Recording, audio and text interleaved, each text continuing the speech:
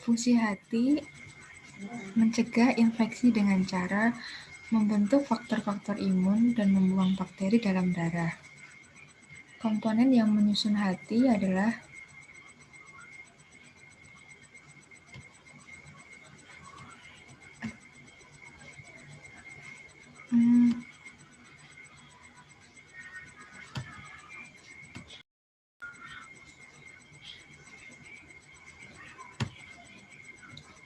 fungsi hati untuk mencegah infeksi dengan cara membentuk faktor-faktor imun dan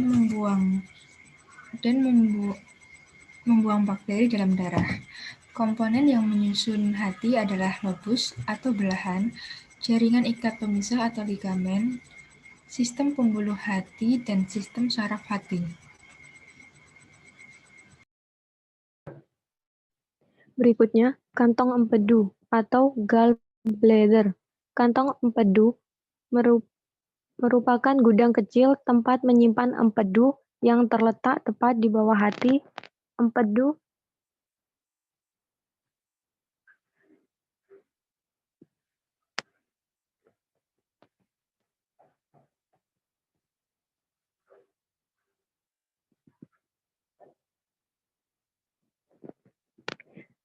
dihasilkan dari perombakan sel darah merah yang telah tua dan mati, dicampur dengan zat-zat yang lain.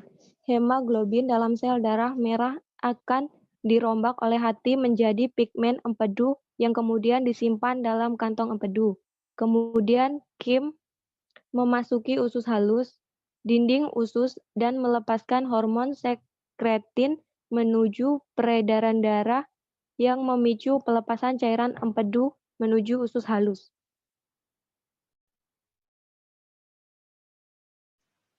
Kantong empedu gallbladder. Garam empedu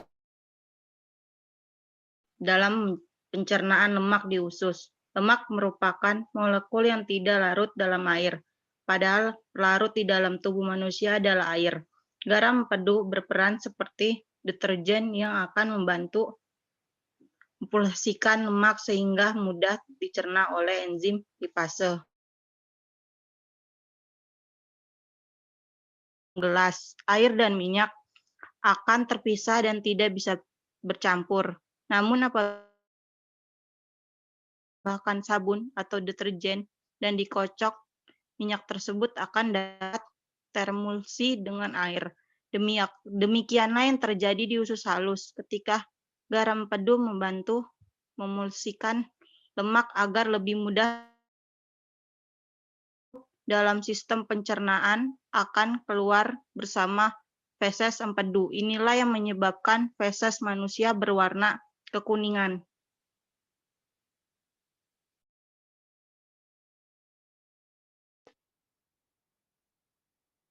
Selanjutnya ada pankreas. Pankreas adalah organ yang pada sistem pencernaan yang memiliki dua fungsi utama, yaitu menghasilkan enzim pencernaan serta beberapa hormon penting seperti insulin. Pankreas terletak pada bagian posterior perut dan berhubungan erat dengan duodenum atau usus 12 jari. Pankreas terdiri dari dua jaringan dasar. Yang pertama, asini, yang akan menghasilkan enzim-enzim pencernaan, dan yang kedua, pulau pankreas yang akan menghasilkan hormon. Pankreas melepaskan enzim pencernaan ke dalam duodenum dan melepaskan hormon ke dalam enzim yang dilepaskan oleh pankreas akan mencerna protein, karbohidrat, dan lemak. Enzim proleolitik memecah protein ke dalam bentuk yang dapat digunakan oleh tubuh dan dilepaskan dalam bentuk inaktif. Enzim ini hanya akan aktif jika telah mencapai saluran pencernaan. Pankreas juga melepaskan sejumlah besar sodium bikarbonat yang berfungsi melindungi duodenum dengan cara menetralkan asam lambung.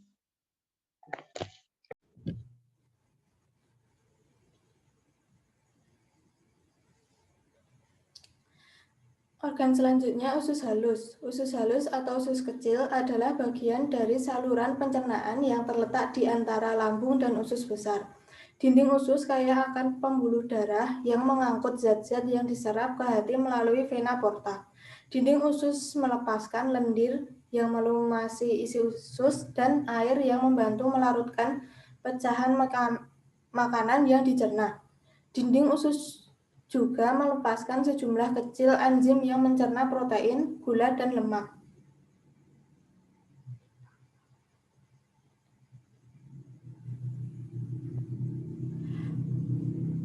Usus halus memiliki 3 bagian. Yang pertama, duodenum. Bagian usus 12 jari merupakan bagian terpendek dari usus halus, dimulai dari bulbo duodenale dan berakhir di ligamentum traits.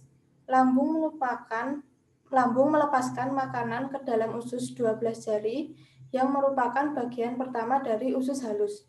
Makanan masuk ke dalam duodenum melalui sphincter pylorus dalam jumlah yang besar yang bisa dicerna oleh usus halus. Jika penuh, duodenum akan mengirimkan sinyal kepada lambung untuk berhenti mengalirkan makanan. Jejunum.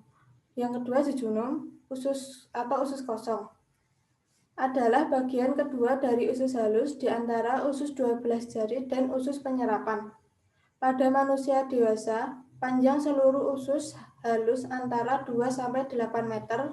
1-2 adalah bagian usus kosong. Usus kosong dan usus penyerapan digantungkan dalam tubuh dengan mesenterium. Yang ketiga, ileum atau usus penyerapan adalah bagian terakhir dari usus halus. Pada sistem pencernaan manusia, ini memiliki panjang sekitar 2-4 meter dan terletak setelah duodenum dan jejunum.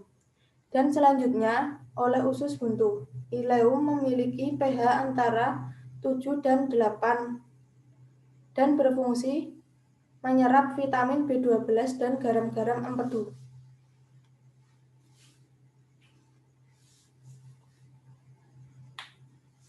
Usus besar sendiri terdiri dari 3 bagian utama, yaitu kolon, rektum, dan anus. Pada usus besar, pencernaan bukan dilakukan oleh enzim-enzim, tetapi dilakukan oleh bakteri-bakteri yang hidup di dalam usus besar. Bakteri-bakteri tersebut bernama Escherichia coli. Bakteri ini berfungsi membantu proses pembusukan yang terjadi di usus besar menjadi feses, menghasilkan vitamin K, dan menghasilkan gas-gas seperti karbon dioksida, metana, hidrogen sulfida, dan merkaptan. Gas-gas tersebut menyebabkan bau yang tidak sedap pada feses. Fungsi utama dari usus besar adalah menyerap sisa air pada makanan sehingga feses menjadi padat, membusukkan sisa makanan, dan menyimpan feses hingga feses siap untuk keluar dari tubuh. Kemudian, feses akan didorong mendekati poros usus atau rektum, sehingga timbul rasa ingin buang air besar, yaitu defekasi, yang kemudian feses akan dikeluarkan dari tubuh melalui anus.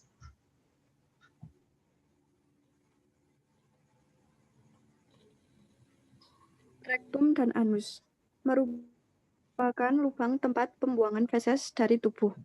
Di anus terdapat otot sphincter, rektum, dan vena.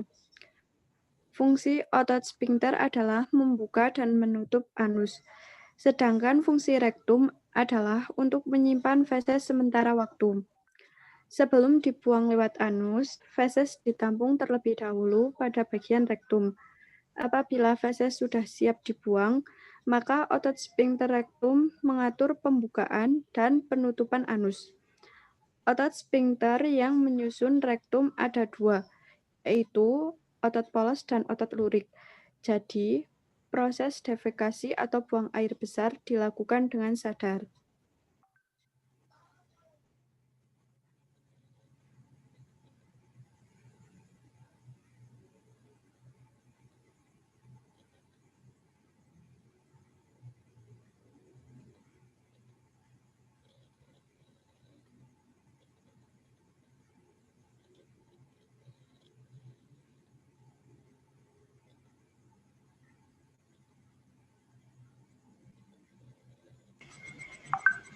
Sekian presentasi dari kami. Jika ada pertanyaan, bisa langsung mengisi di kolom komen. Saya selaku moderator izin undur diri. Sekian presentasi dari kami. Wassalamualaikum warahmatullahi wabarakatuh.